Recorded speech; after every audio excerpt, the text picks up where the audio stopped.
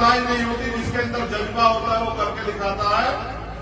और उसमें शारीरिक रूप से सक्षम होने के बाद भी ये पूरा समाज ये तो सक्षम है, लेकिन यह सक्षम होने के बावजूद भी उसने अपनी हिम्मत, मेहनत और संघर्ष का लोहा मनवाया कॉमनवेल्थ में जाके, तो मुझे बड़ी खुशी हुई। मैं आपसे भी अपने दिल की बात रखना चाहता हूं। मैं जब जेल में था पहली बार, 16 महीने पूर्व में बहुत बड़ा दिन होता है। एक एक दिन जो है मैं इस बात के साथ गुजारता था कि जब मैं जेल से बाहर जाऊंगा तो बाहर निकल के काम करूंगा, मेहनत करूंगा। मैंने इतिहास पढ़ा, मैंने देखा हमारा समाज जो है ना वो पांव छूने वाला समाज बना हुआ है। वो पैर छूता है, पद के हिसाब से पैर छूता, सफलता के हिसाब से पैर छूता है। बहुत सारे बड़े भक्ताई हमारे लोगों से ज्यादा कोई करता नहीं। मुझसे भी जिद करते हैं चलो बाबा साहब की स्टेचू पे माला चढ़ाओ। और मैं ये कहता हूं कि बाबा साहब अम्बेडकर पहले वो व्यक्ति थे आधुनिक भारत में जिन्होंने कहा कि मैं मूर्तियों में नहीं, किताबों में हूं, मुझे पूजने की नहीं, पढ़ने की जरूरत है। मगर इस समाज ने उनको भगवान बना के उनके विचारों का कत्ल करने का काम किया है। और ये समाज, इसमें मैं भी हूं, हम बराबर के जो है ना भागीदार हैं इनकी बच्चों के कत्ल के। आप याद करो, मैं उस समय पैदा नहीं हुआ था, लेकिन जिस समय बाबा साहब हमारे लिए लड़ने के लिए गोलमेज गए और हम इतने निकम्मे नालायक लोग थे कि उनके परिवार की रक्षा सुरक्षा भी नहीं कर पाए। वो हमारे लिए लड़ने के लिए, संघर्ष करने के लिए, पढ़ने के लिए विदेशों में गए और उनके बच्चे जो हैं वो सुविधा, इलाज, खाने पीने की कमी कारण मर जाते। इस समाज को अपने अंदर झांकना चाहिए। जिस रहबर की वजह से आज ये मेरी बहन यहाँ देखा खड़ी और मेरे तन बदन पे कपड़े हैं, मुझे अधिकार मिला है सम्मान से जीने का, बोलने का, हक अधिकार की लड़ाई लड़ने का। उस रहबर के बच्चे जो हैं वो इलाज न मिलने के कारण मर जाते। ये समाज बैठा देखता रहता है। ऐसा तमाशा नहीं समाज है। अपने अंदर आकलन करने, चिंतन करने की बजाय मुझे क्या खुशी होती है आपको सड़कों में नंगा होकर नाचते हुए देख के? नहीं, मैं आपको भीड़ नहीं बनाना चाहता, मैं आपको भक्त नहीं बनाना चाहता, मैं तो आपको लड़ने वाला योद्धा बनाना चाहता हूं। क्योंकि ये लड़ाई योद्धा जीत सकते हैं, भेड़ बकरी ने कोई लड़ाई नहीं की इतिहास गवाह है।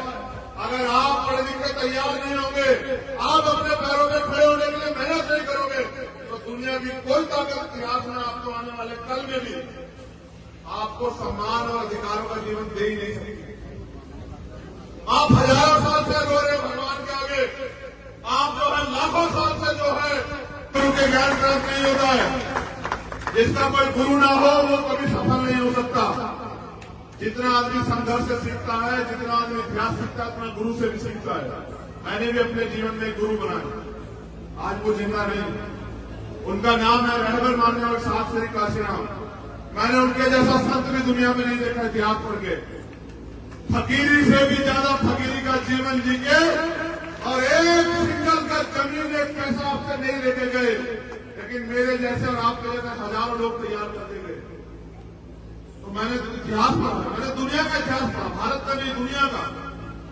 मैंने ये पढ़ा कि दुनिया में तो सबसे बड़ा तानाशाह हुआ जिसको हिटलर कहते हैं।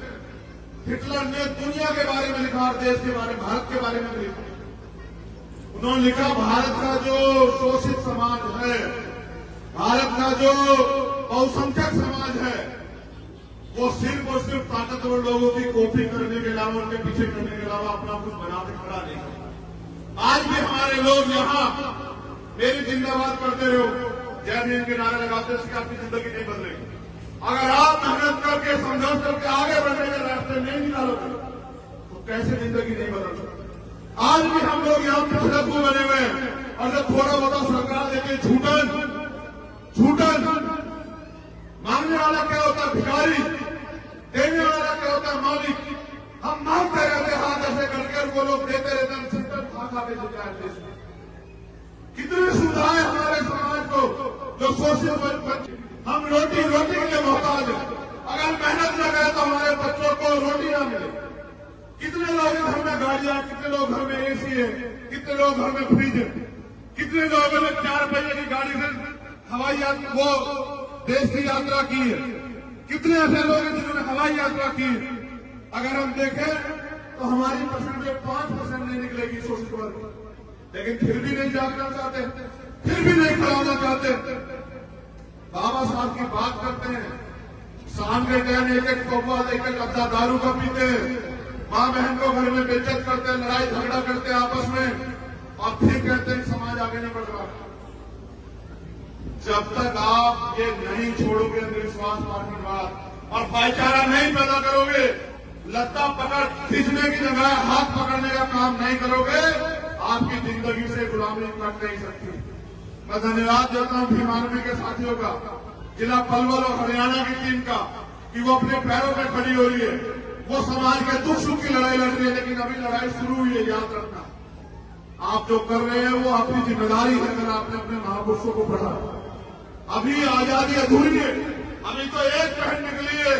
मैं तो उस दिन अपने आप को ताकतवर महसूस करूंगा जिस दिन देश के प्रधानमंत्री की कुर्सी पे बहुजन समाज का व्यक्ति बैठेगा, बाबा साहब अम्बेडकर को मानने वाला व्यक्ति बैठेगा, गुरु रविदास जी महाराज, भगवान वाल्मीकि महाराज, गुरु नानक देव, संत कबीर को मानने वाला व्यक्ति बैठेगा। और जिस दिन देश में ऐसा चाहूं राज में जो मिले सबन में अन्न और तुम बसे रविदास रहे, तब जाके जो है तब मानवता में आ जाएगा, गैर बराबरी खत्म हो जाएगी, गुलामी की जड़ें काट हो जाएंगी, किसी को अन्न की, किसी को खतरे की, किसी को लूट की, किसी को तमाम तरह की परेशानियां नहीं होगी। देश में अमन भाईचारा पैदा होगा, सबका सम्मान होगा, महिलाओं को बराबर के अधिकार मिलेंगे, किसी बहन बेटी का रेप नहीं होगा, उसकी हत्या नहीं होगी, उसकी दहेज के नाम पर नहीं चलाया जाएगा। तब जाके जो है इस देश में हम लोग ताकतवर महसूस करेंगे। नौजवानों ने मुझे ये भी शिकायत है समाज से कि हमारे यहाँ ये हरियाणा, स्पेशल हरियाणा, और एक बेटी नहीं, इस देश की इज्जत थामी ओलंपिक से लेकर कॉमनवेल्थ में हरियाणा की बेटियों ने, पूरे देश की, जहां नौजवान युवा पुरुष फेल हो गया, वहां बेटियों ने लाके मेडल ला के देश की इज्जत थामी। लेकिन ये वही हरियाणा में, याद करो, जहां सबसे ज्यादा भ्रूण हत्या जो है बेटियों की होती थी, आज देखो उसी हरियाणा में बेटियों ने जो है नाम रोशन कर करके, ये जो मेरे नौजवान युवा साथी खड़े हैं, इनको भी हमने दिखाने का काम किया। अगर आज भी हमारे लोगों के अंदर ये मानसिकता है कि बेटी कमजोर होती है, बेटा ताकतवर होता है, तो देखो सीख लो। मैं इनके पिताजी का भी धन्यवाद करता हूं, क्योंकि बिना माँ बाप के, उनके सहयोग से कोई परिवार नहीं खड़ा हो सकता। मैं उनका भी धन्यवाद करता हूं कि उन्होंने, प्रथम गुरु तो माँ और पिताजी होते हैं, प्रथम पाठशाला घर होती, उन्होंने अवसर दिया, मौका दिया। गांव के लोगों की बात न सुन के कई लोग ये भी कह रहे हैं बेटी ये कहां भेज रहे हो, उन्होंने इसको उसके सपने को जीने का मौका दिया, जिसकी वजह से आज ये समाज का और देश का नाम रोशन कर पाए।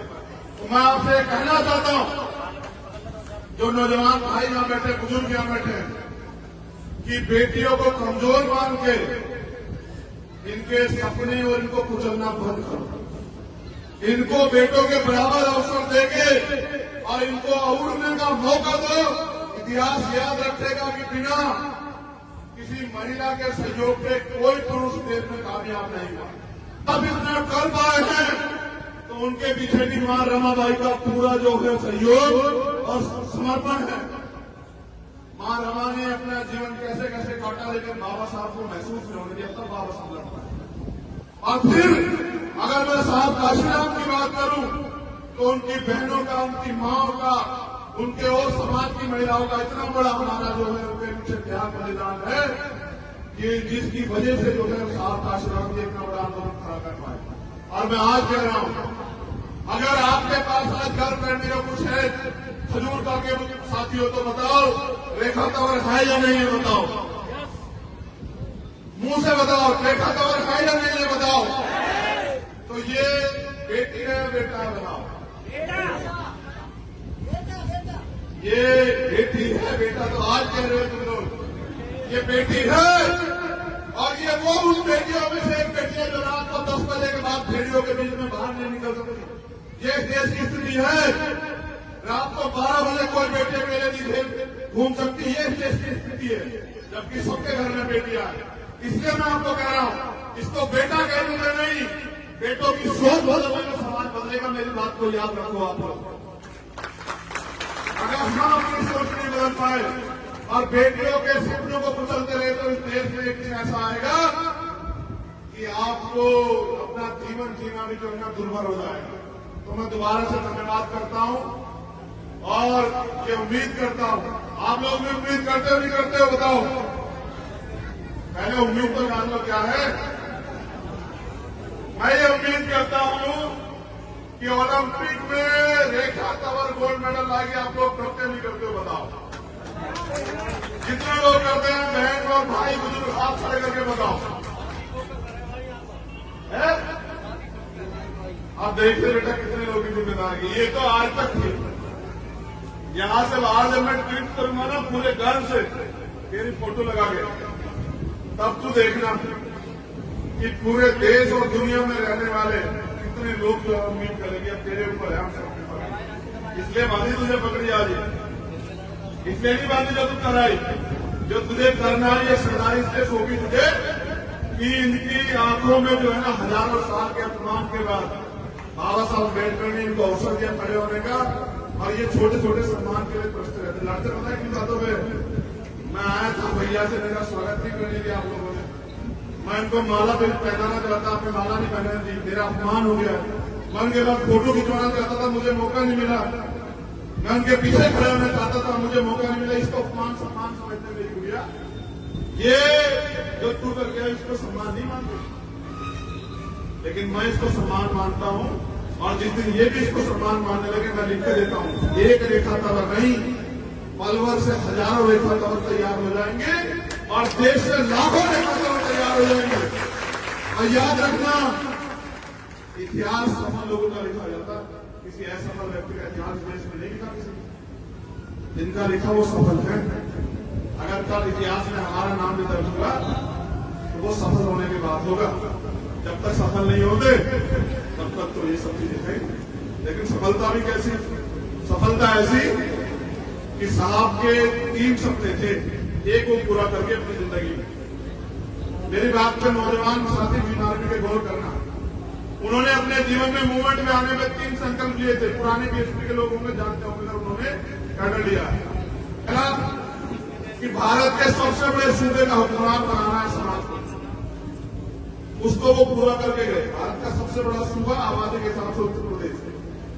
फिर उनका दूसरा सपना था कि इस देश का हुक्मरान बनाना है समाज को, जिस समाज को लोगों ने पैरों में गिरा के रखा उसको माथे की जो है ना चमक हीरा बनाना है, तो इस देश का हुक्मरान बनाना है।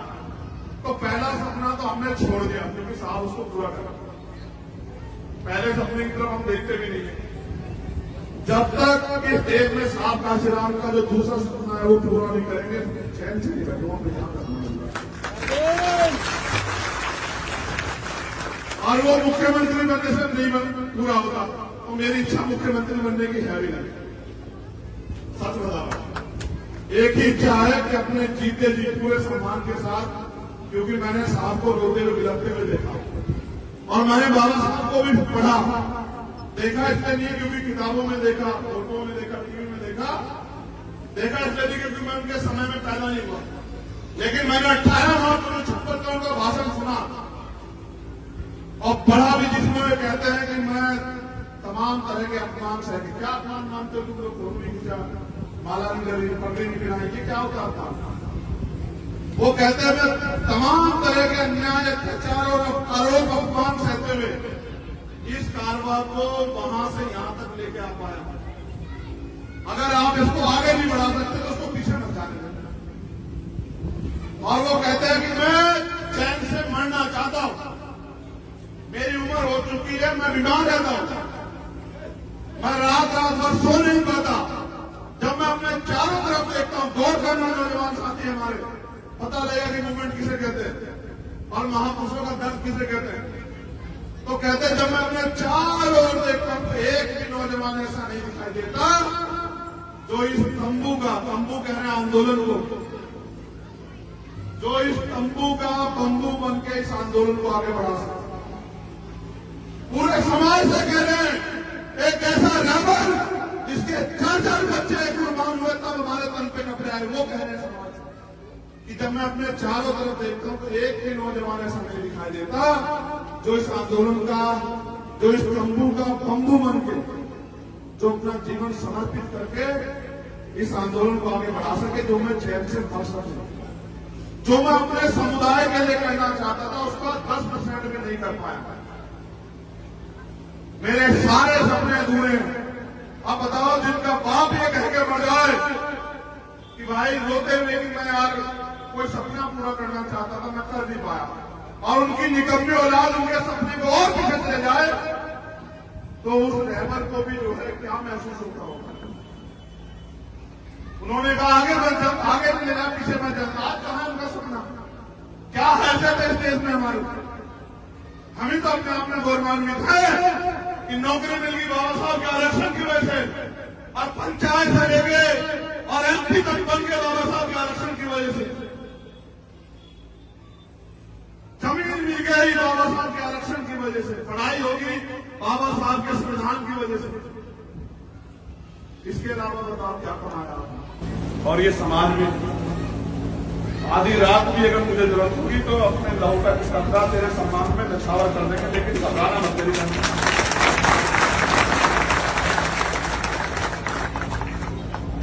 पाला खींच के पार उतार, ठीक है?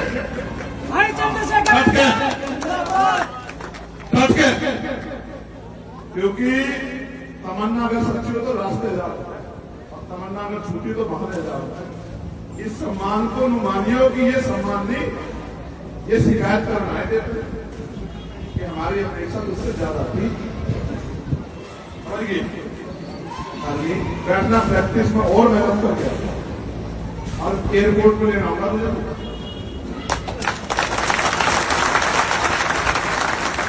हमेशा से माफ जाएगी तुम्हारे, लेकिन वहीं से एयरपोर्ट से उस दिन खजूर का लाने का मौका देगी, असली घर उसके जाना, ठीक है? इनके पूरे परिवार को धन्यवाद। उनके संघर्ष की वजह से ये लोग ये यहां पहुंची। खजूरका के सभी सम्मानित इन लोगों ने भी इसकी मदद की, सभी समाज के लोगों का बहुत बहुत धन्यवाद। और भीम आर्मियों के साथियों निवेदन कि ऐसे ही और बहनों को प्रोत्साहित करो, ऐसे ही और भाइयों को प्रोत्साहित करो कि वो आगे निकल के आए। हमें कोई निकलने का रास्ता की मोहताज नहीं होती, जिसके अंदर जज्बा होता है वो करके दिखाता है, और उसमें शारीरिक रूप से सक्षम होने के बाद भी ये पूरा समाज ये तो सक्षम है, लेकिन यह सक्षम होने के बावजूद भी उसने अपनी हिम्मत, मेहनत और संघर्ष का लोहा मनवाया कॉमनवेल्थ में जाके, तो मुझे बड़ी खुशी हुई। मैं आपसे भी अपने दिल की बात रखना चाहता हूं। मैं जब जेल में था पहली बार, 16 महीने पूर्व में बहुत बड़ा दिन होता है। एक एक दिन जो है मैं इस बात के साथ गुजारता था कि जब मैं जेल से बाहर जाऊंगा तो बाहर निकल के काम करूंगा, मेहनत करूंगा। मैंने इतिहास पढ़ा, मैंने देखा हमारा समाज जो है ना वो पांव छूने वाला समाज बना हुआ है। वो पैर छूता है, पद के हिसाब से पैर छूता, सफलता के हिसाब से पैर छूता है। बहुत सारे बड़े अफताई हमारे लोगों से ज्यादा कोई करता नहीं। मुझसे भी जिद करते हैं चलो बाबा साहब की स्टेचू पे माला चढ़ाओ। और मैं ये कहता हूं कि बाबा साहब अम्बेडकर पहले वो व्यक्ति थे आधुनिक भारत में जिन्होंने कहा कि मैं मूर्तियों में नहीं, किताबों में हूं, मुझे पूजने की नहीं, पढ़ने की जरूरत है। मगर इस समाज ने उनको भगवान बना के उनके विचारों का कत्ल करने का काम किया है। और ये समाज इसमें मैं भी हूं, हम बराबर के जो है ना भागीदार हैं इनके बच्चों के कत्ल के। आप याद करो, मैं उस समय पैदा नहीं हुआ था, लेकिन जिस समय बाबा साहब हमारे लिए लड़ने के लिए गोलमेज गए और हम इतने निकम्मे नालायक लोग थे कि उनके परिवार की रक्षा सुरक्षा भी नहीं कर पाए, वो हमारे लिए लड़ने के लिए, संघर्ष करने के लिए, पढ़ने के लिए विदेशों में गए। और उनके बच्चे जो हैं वो सुविधा, इलाज, खाने पीने की कमी कारण मर जाते। समाज को अपने अंदर झांकना चाहिए।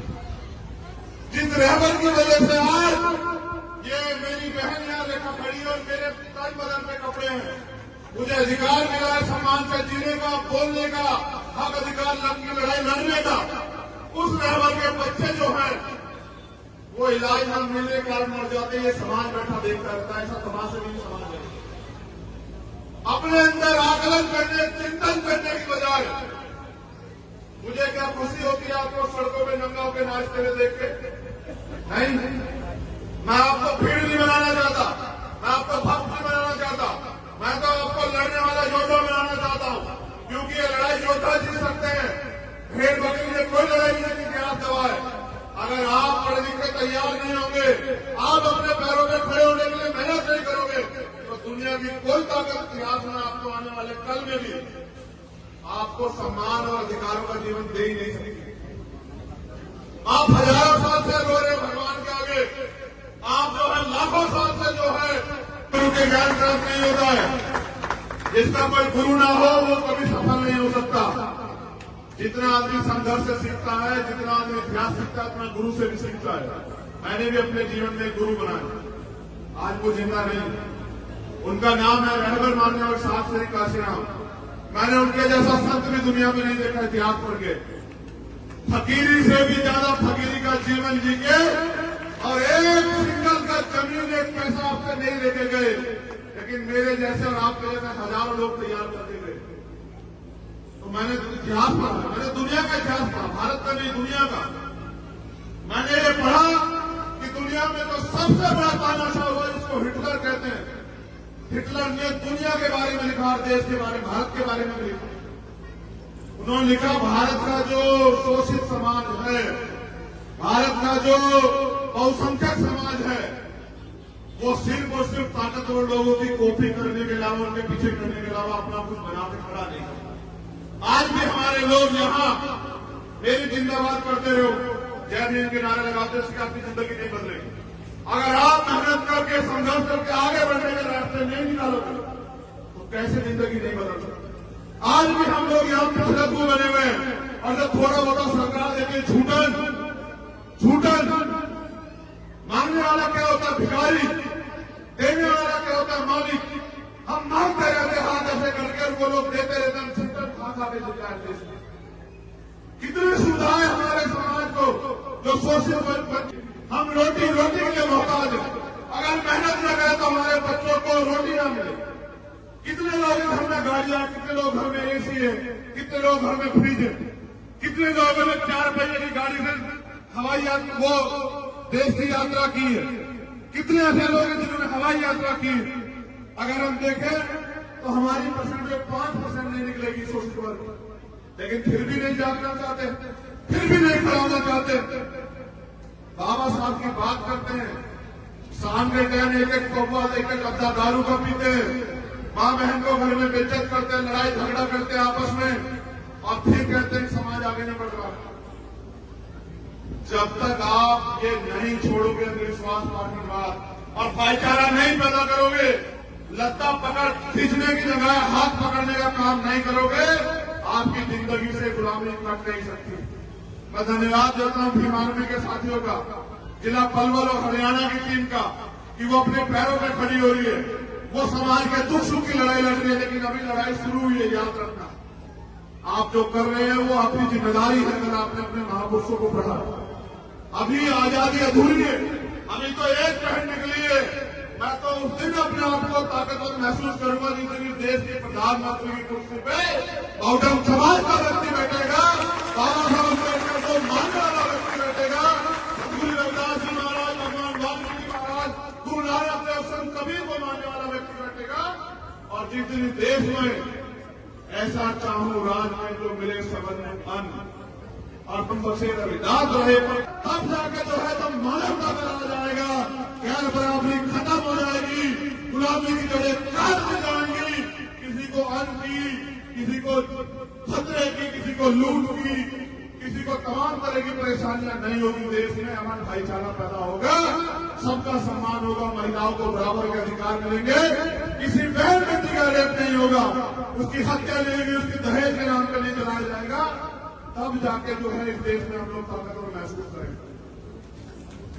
नौजवानों ने मुझे ये भी शिकायत है समाज से कि हमारे यहाँ ये हरियाणा, स्पेशल हरियाणा, और एक बेटी नहीं, इस देश की इज्जत थामी ओलंपिक से लेकर कॉमनवेल्थ में हरियाणा की बेटियों ने, पूरे देश की, जहां नौजवान युवा पुरुष फेल हो गया, वहां बेटियों ने लाके मेडल ला के देश की इज्जत थामी। लेकिन ये वही हरियाणा, याद करो, जहां सबसे ज्यादा भ्रूण हत्या जो है बेटियों की होती थी। आज देखो उसी हरियाणा में बेटियों ने जो है नाम रोशन कर करके, ये जो मेरे नौजवान युवा साथी खड़े हैं, इनको भी आईना दिखाने का काम किया। अगर आज भी हमारे लोगों के अंदर ये मानसिकता है कि बेटी कमजोर होती है, बेटा ताकतवर होता है, तो देखो सीख लो। मैं इनके पिताजी का भी धन्यवाद करता हूं, क्योंकि बिना माँ बाप के, उनके सहयोग से कोई परिवार नहीं खड़ा हो सकता। मैं उनका भी धन्यवाद करता हूं कि उन्होंने, प्रथम गुरु तो माँ और पिताजी होते हैं, प्रथम पाठशाला घर होती, उन्होंने अवसर दिया, मौका दिया। गांव के लोगों की बात न सुन के कई लोग ये भी कह रहे हैं बेटी ये कहां भेज रहे हो, उन्होंने इसको, उसके सपने को जीने का मौका दिया, जिसकी वजह से आज ये समाज का और देश का नाम रोशन कर पाए। तो मैं आपसे कहना चाहता हूं, जो नौजवान भाई यहां बैठे, बुजुर्ग यहां बैठे, कि बेटियों को कमजोर मान के इनके सपने और इनको कुचलना बंद करो। इनको बेटों के बराबर अवसर देके और इनको उड़ने का मौका दो। इतिहास याद रखेगा कि बिना किसी महिला के सहयोग के कोई पुरुष देश में कामयाब नहीं हुआ। अब इतना कर पाए हैं तो उनके पीछे भी मां रमाबाई का पूरा जो है सहयोग और समर्पण है। मां रमा ने अपना जीवन कैसे कैसे काटा, लेकिन बाबा साहब को महसूस नहीं होने दिया, तब बाबा साहब लड़ता।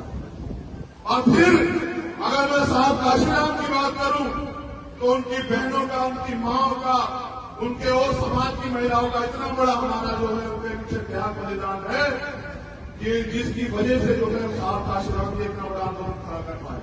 और मैं आज कह रहा हूं, अगर आपके पास आज घर करने का कुछ है, खजूर का के साथी हो तो बताओ, रेखा तंवर है या नहीं है बताओ, मुंह से बताओ, रेखा तंवर है या नहीं है बताओ। तो ये बेटी है बेटा है बताओ, ये बेटी है बेटा, तो आज कह रहे हो तुम लोग ये बेटी है। और ये वो उन बेटियों में से एक बेटी है जो रात को 10 बजे के बाद भेड़ियों के बीच में बाहर नहीं निकल सकती। ये देश की स्थिति है, रात को 12 बजे कोई बेटे मेरे लिए घूम सकती है, देश की स्थिति है, जबकि सबके घर में बेटियां है।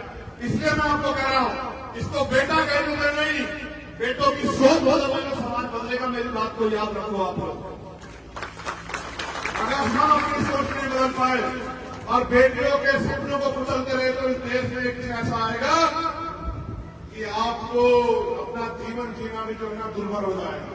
तो मैं दोबारा से धन्यवाद करता हूं और ये उम्मीद करता हूं, आप लोग भी उम्मीद करते हो नहीं करते हो बताओ। पहले उम्मीद तो जान लो क्या है। मैं ये उम्मीद करता हूं कि ओलंपिक में रेखा तंवर गोल्ड मेडल लाएगी। आप लोग करते नहीं करते हो बताओ। जितने लोग करते हैं बहन और भाई बुजुर्ग हाथ खड़े करके बताओ। अब देखिए बेटा कितने लोगों की जिम्मेदारी। ये तो आज तक थी। यहां से बाहर जब मैं ट्वीट करूंगा ना पूरे गर्व से तेरी फोटो लगा के, तब तू देखना कि पूरे देश और दुनिया में रहने वाले कितने लोग जो है उम्मीद करेंगे अब तेरे ऊपर है, हम सबके ऊपर। इसलिए बांधी तुझे पकड़ी आज, इसलिए नहीं बांधी जो तू कराई, जो तुझे करना है ये सरदारी इसलिए सौंपी तुझे कि इनकी आंखों में जो है ना हजारों साल के अपमान के बाद बाबा साहब अम्बेडकर ने इनको अवसर दिया खड़े होने का। और ये छोटे छोटे सम्मान के लिए प्रश्न रहते लड़ते पता है किन बातों में। मैं आया था भैया से, मेरा स्वागत नहीं करने दिया आप लोगों ने। मैं इनको माला भी पहनाना चाहता, आपने माला नहीं पहनाने दी, मेरा अपमान हो गया। मैं उनके बाद फोटो खिंचवाना चाहता था, मुझे मौका नहीं मिला। मैं उनके पीछे खड़ा होना चाहता था, मुझे मौका नहीं मिला। इसको अपमान सम्मान समझते मेरी गुड़िया, ये जो तू कर गया इसको सम्मान नहीं मानते, लेकिन मैं इसको सम्मान मानता हूं। और जिस दिन ये भी इसको सम्मान मानने लगे मैं लिख के देता हूं, एक रेखा तंवर नहीं पलवल से हजारों रेखा तंवर तैयार हो जाएंगे और देश से लाखों रेखा तंवर तैयार हो जाएंगे। और याद रखना, इतिहास सफल लोगों का लिखा जाता, किसी ऐसे सफल व्यक्ति का इतिहास देश में नहीं लिखा किसी ने। जिनका लिखा वो सफल है। अगर कल इतिहास में हमारा नाम भी दर्ज हुआ तो वो सफल होने की बात होगा। जब तक सफल नहीं होते तब तक तो ये सब चीजें हैं। लेकिन सफलता भी कैसी?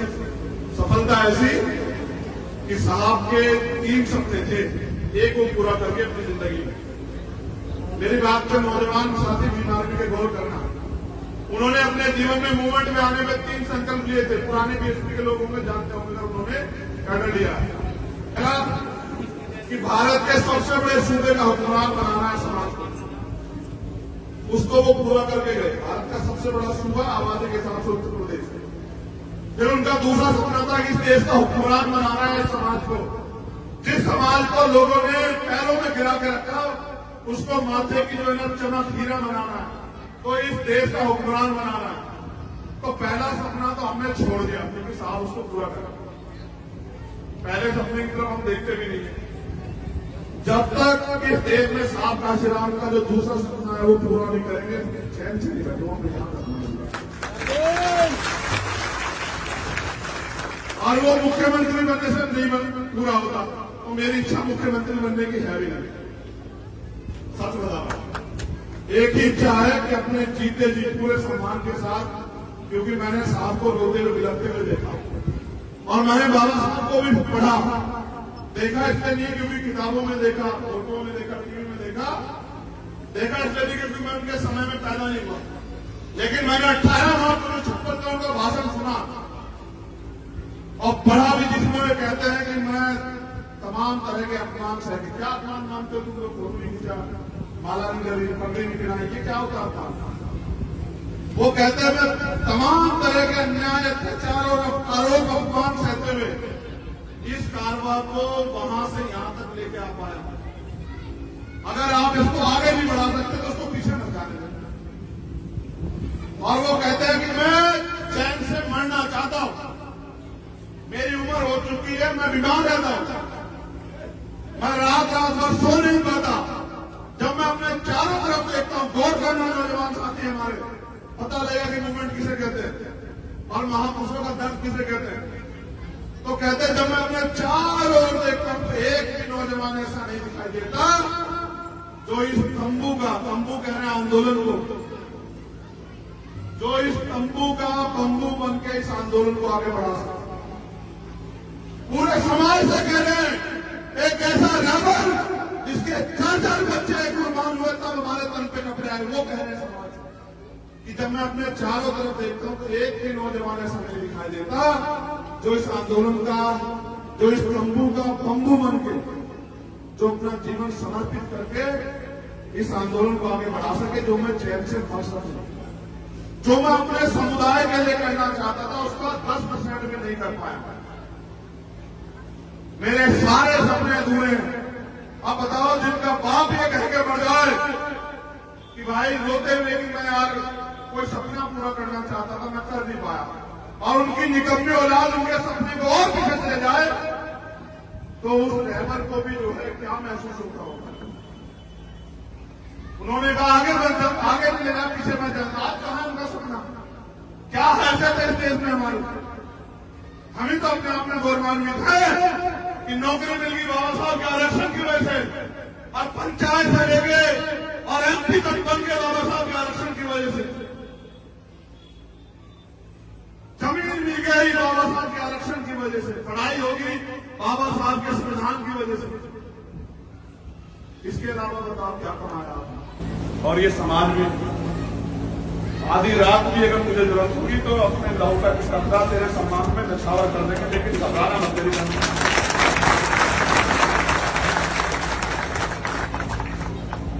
पाला खींच के पार उतार, ठीक है?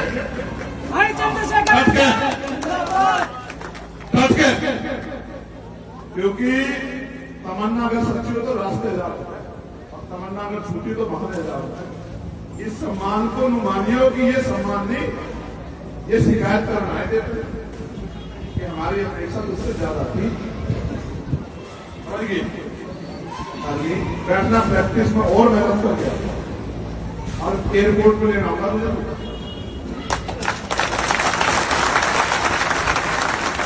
हमेशा से माफ जाएगी तुम्हारे, लेकिन वहीं से एयरपोर्ट से उस दिन खजूर का लाने का मौका देगी, असली घर उस दिन। ठीक है, इनके पूरे परिवार को धन्यवाद। उनके संघर्ष की वजह से ये लोग यहाँ पहुंची। हजूर का के सभी सम्मानित इन लोगों ने भी इसकी मदद की। सभी समाज के लोगों का बहुत बहुत धन्यवाद। और भीम आर्मियों के साथियों निवेदन कि ऐसे ही और बहनों को प्रोत्साहित करो, ऐसे ही और भाइयों को प्रोत्साहित करो कि वो आगे निकल के आए।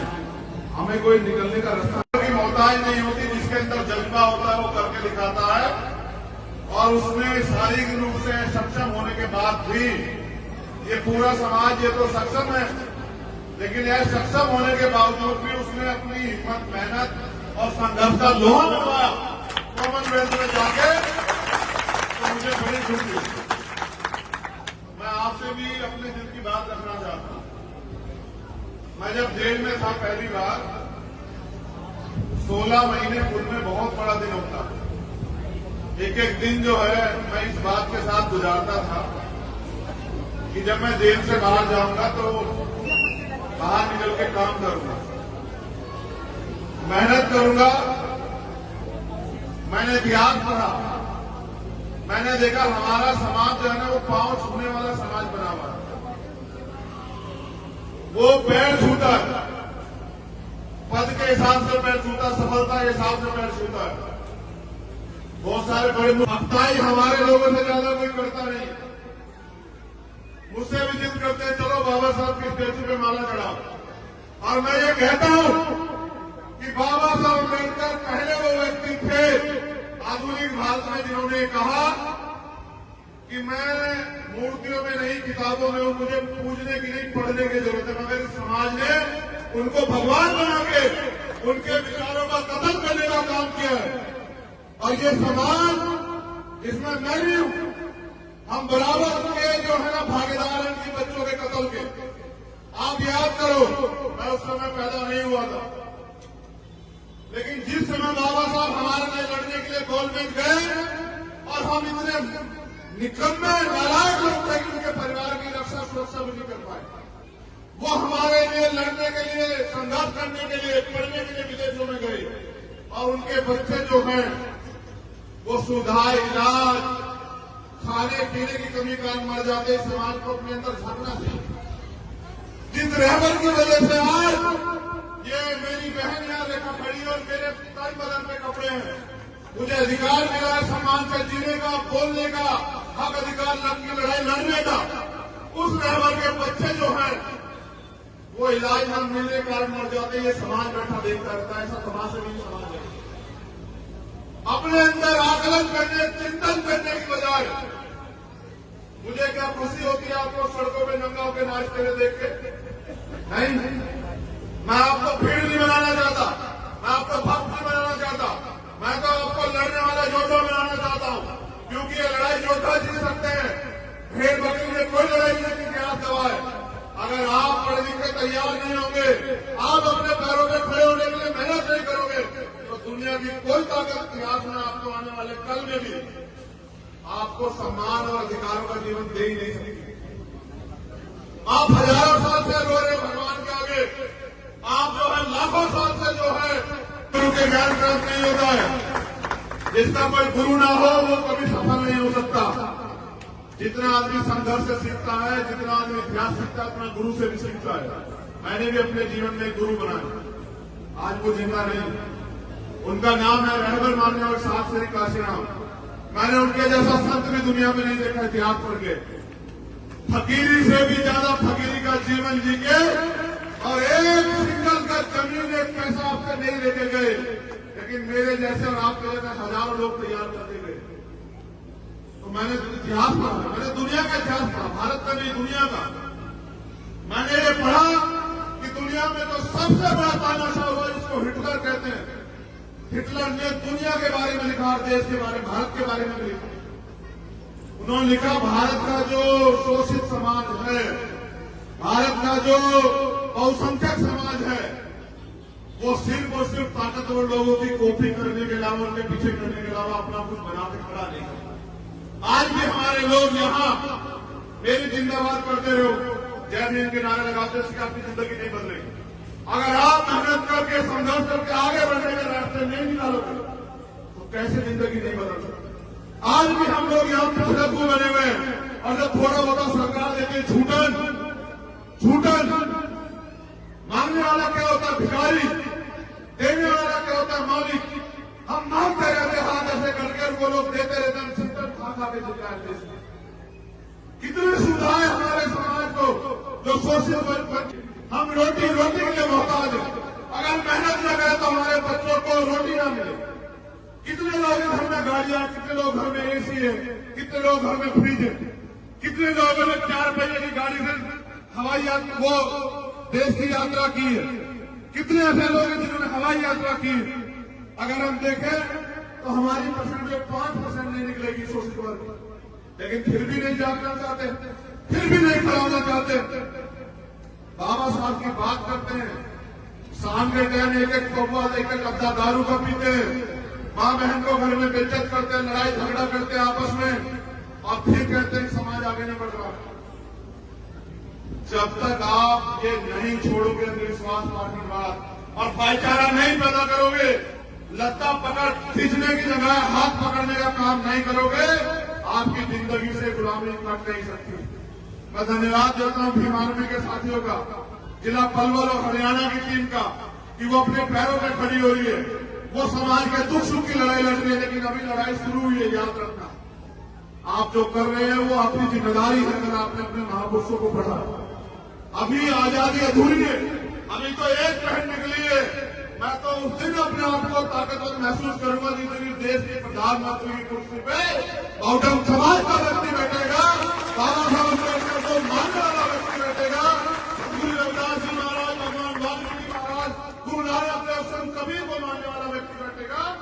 और जिस दिन देश में ऐसा चाहूं राज में जो मिले सबन में अन्न और तुम बसे रविदास रहे, तब जाके जो है तो मानवता में आ जाएगा, गैर बराबरी खत्म हो जाएगी, गुलामी की जड़ें काट हो जाएंगी।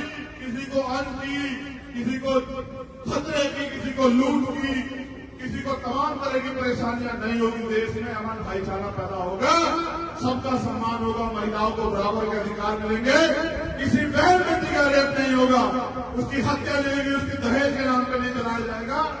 तब जाके जो है इस देश में हम लोग ताकतवर महसूस करेंगे। नौजवानों ने मुझे ये भी शिकायत है समाज से कि हमारे यहाँ ये हरियाणा, स्पेशल हरियाणा, और एक बेटी नहीं, इस देश की इज्जत छामी ओलंपिक से लेकर कॉमनवेल्थ में हरियाणा की बेटियों ने, पूरे देश की, जहां नौजवान युवा पुरुष फेल हो गया, वहां बेटियों ने लाके मेडल लाला के देश की इज्जत थामी। लेकिन ये वही हरियाणा, याद करो, जहां सबसे ज्यादा भ्रूण हत्या जो है बेटियों की होती थी।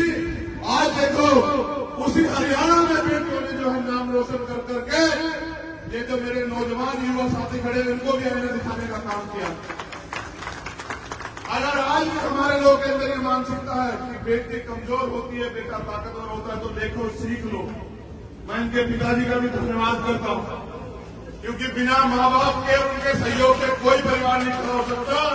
मैं उनका भी धन्यवाद करता हूं कि उन्होंने, प्रथम गुरु तो माँ और पिताजी होते हैं, प्रथम पाठशाला घर होती, उन्होंने अवसर दिया, मौका दिया।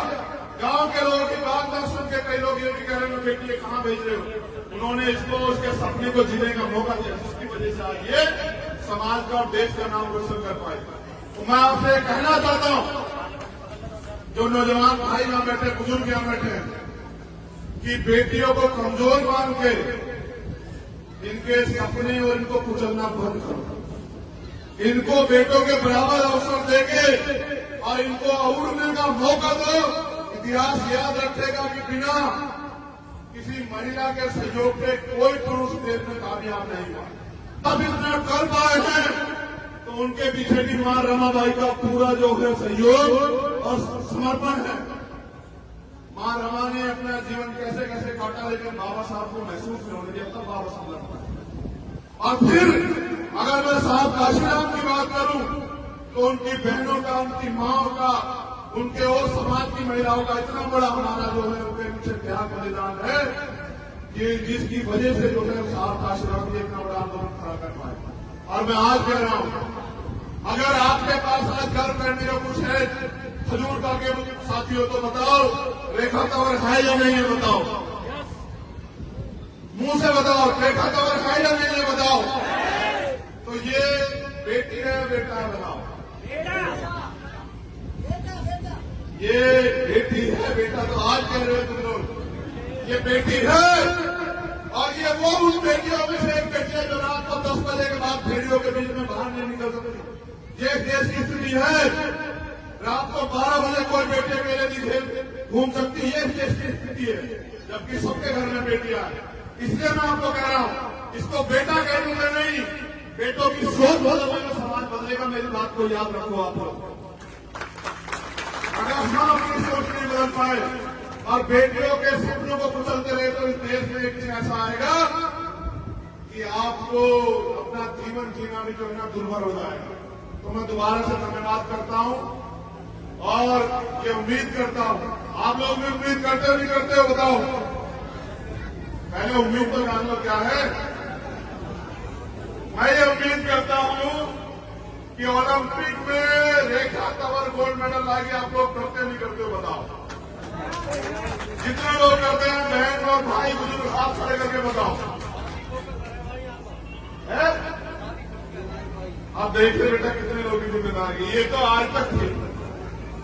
यहां से बाहर जब मैं ट्वीट करूंगा ना पूरे घर से मेरी फोटो लगा के, तब तू देखना कि पूरे देश और दुनिया में रहने वाले कितने लोग जो उम्मीद करेंगे अब तेरे ऊपर है, हम सबके ऊपर है। इसलिए बांधी तुझे पकड़ी आज, इसलिए नहीं बांधी जो तू कराई, जो तुझे करना है ये सरदारी इसलिए सौंपी तुझे कि इनकी आंखों में जो है ना हजारों साल के अपमान के बाद बाबा साहब अम्बेडकर ने इनको अवसर दिया खड़े होने का। और ये छोटे छोटे सम्मान के लिए प्रश्न रहते लड़ते पता है किन बातों में। मैं आया था भैया से, मेरा स्वागत नहीं करने दिया आप लोगों ने। मैं इनको माला पे पहनाना चाहता, आपने माला नहीं पहनाने दी, मेरा अपमान हो गया। मैं उनके बाद फोटो खिंचवाना चाहता था, मुझे मौका नहीं मिला। मैं उनके पीछे खड़े होना चाहता था, मुझे मौका नहीं मिला। इसको अपमान सम्मान समझते मेरी गुड़िया, ये जो तू कर गया इसको सम्मान नहीं मानते, लेकिन मैं इसको सम्मान मानता हूं। और जिस दिन ये भी इसको सम्मान मानने लगे मैं लिख के देता हूं, एक रेखा तंवर नहीं पलवर से हजारों रेखा तंवर तैयार हो जाएंगे और देश से लाखों रेखा तंवर तैयार हो जाएंगे। और याद रखना, इतिहास सफल लोगों का लिखा जाता, किसी ऐसे सफल व्यक्ति का इतिहास देश में नहीं लिखा किसी, जिनका लिखा वो सफल है। अगर कल इतिहास में हमारा नाम भी दर्ज होगा तो वो सफल होने के बाद होगा। जब तक सफल नहीं होते तब तक तो ये सब चीजें हैं। लेकिन सफलता भी कैसी, सफलता ऐसी कि साहब के 3 सपने थे, एक वो पूरा करके अपनी जिंदगी में। मेरी बात पे नौजवान साथी बीमारी के गौर करना।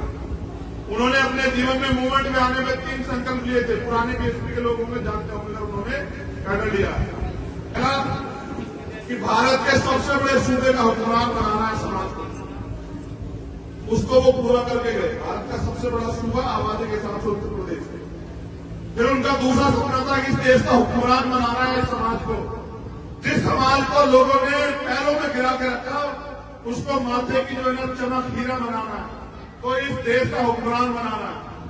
तो पहला सपना तो हमने छोड़ दिया क्योंकि साहब उसको पूरा करा। पहले सपने की तरफ हम देखते भी नहीं है। जब तक इस देश में साहब काशीराम का जो दूसरा सपना है वो पूरा नहीं करेंगे, चैन से नहीं बैठे, वहां ध्यान रखना। और वो मुख्यमंत्री बनने से नहीं पूरा होगा, तो मेरी इच्छा मुख्यमंत्री बनने की है भी नहीं।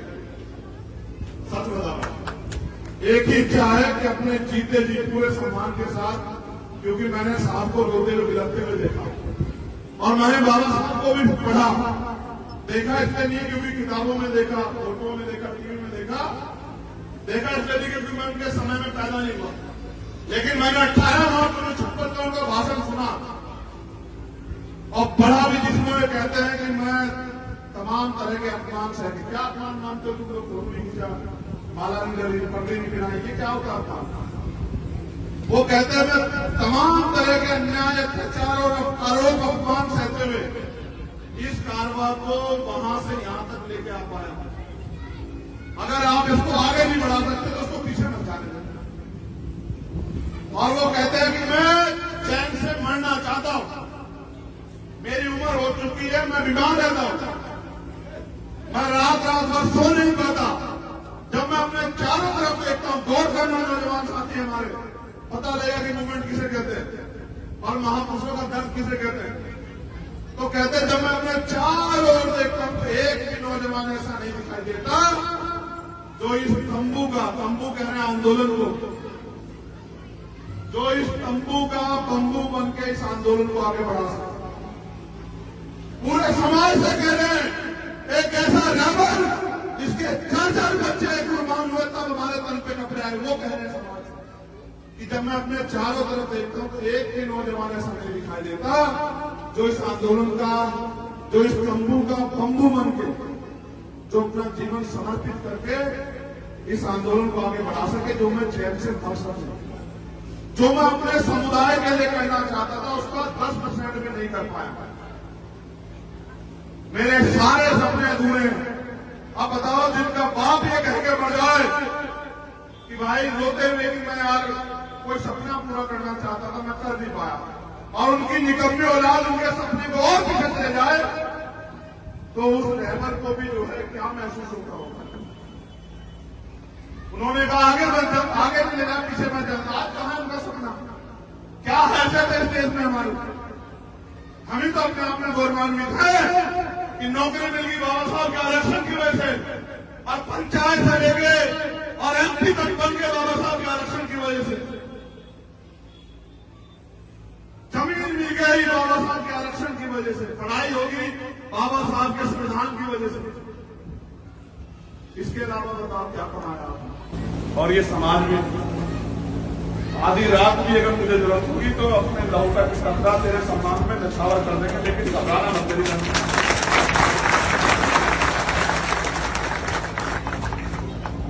पाला खींच के पार उतार, ठीक है भाई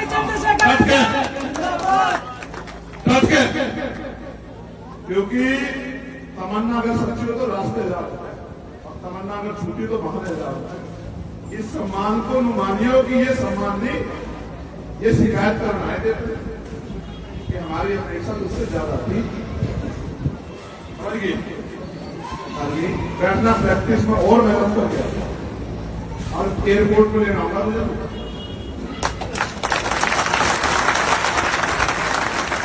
हमेशा से माफी जाएगी तुम्हारे, लेकिन वहीं से एयरपोर्ट से उस दिन खजूर का लाने का मौका देगी, असली घर उस दिन। ठीक है, इनके पूरे परिवार को धन्यवाद। उनके संघर्ष की वजह से ये लोग यहाँ पहुंची। हजूर का के सभी सम्मानित इन लोगों ने भी इसकी मदद की। सभी समाज के लोगों का बहुत बहुत धन्यवाद। और भीम आर्मियों के साथियों निवेदन कि ऐसे ही और बहनों को प्रोत्साहित करो, ऐसे ही और भाइयों को प्रोत्साहित करो कि वो आगे निकल के आए। हमें कोई निकलने का रास्ता